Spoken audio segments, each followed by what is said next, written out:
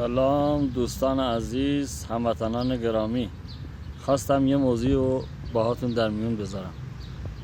شنیدین تو شهرتون هر موقع میخوان یه طرحی رو انجام بدن، یه کاری انجام بدن داخل شهر، میگن باید به تصویب شورای ترافیک برسه.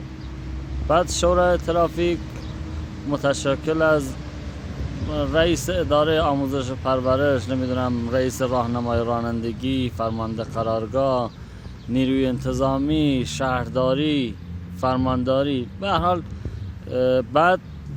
بعد از این ارگان‌های دولتی یه نهاد دیگه هم هست به عنوان معتمدین شهرستان، شهر یا خلاصه استان، معتمدین.